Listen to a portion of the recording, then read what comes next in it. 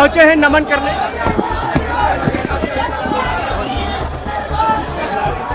बाबा साहेब भीमराव अम्बेडकर जी को आज हम सब लोग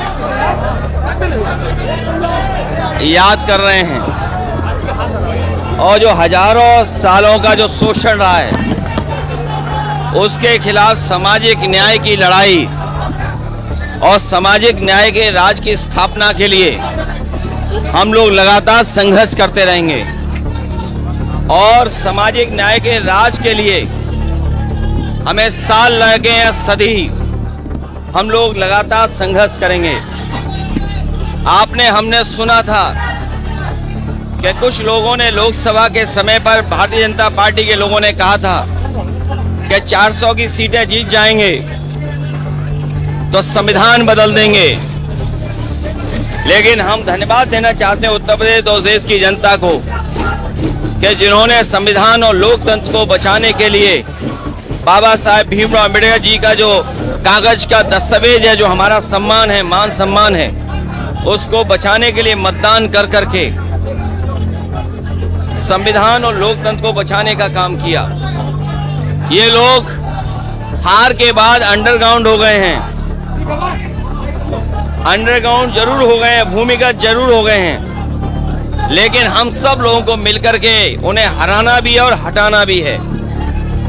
ये बाबा साहब भीमराव अम्बेडकर जी का संविधान केवल कागज नहीं है, वो लोहे की तलवार है जो समय समय पर हमें सम्मान दिलाने का काम करती है। संविधान हमारे लिए ढाल है, संविधान हमारी संजीवनी है, संविधान हमें न्याय दिलाता है।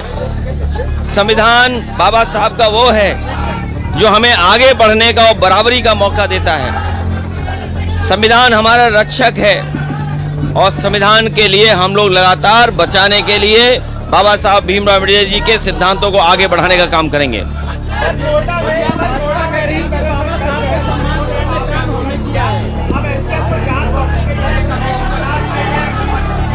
भारतीय जनता पार्टी की सरकारों में और 10 साल की सरकार में सबसे ज्यादा बाबा साहेब भीमराव अम्बेडकर जी की प्रतिमाएं तोड़ी गई हैं और आज वही लोग जो तोड़ने वाले लोग हैं वो बजट देकर के चुनाव से पहले एक झूठा संदेश देना चाहते हैं। लेकिन उत्तर प्रदेश की जनता समझदार है, सावधान भी है इनके साजिश और षड्यंत्रों से।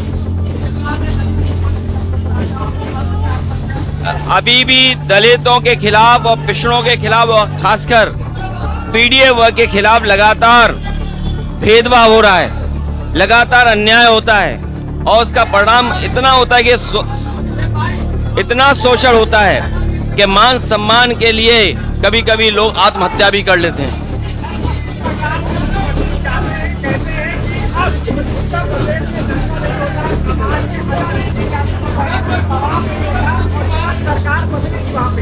जहां बाबा साहब भीमराव अम्बेडकर जी की जयंती पर हम लोग याद कर रहे हैं उन्हें, मुख्यमंत्री जी से बड़ा झूठ बोलने वाला कोई संत नहीं हुआ अभी तक।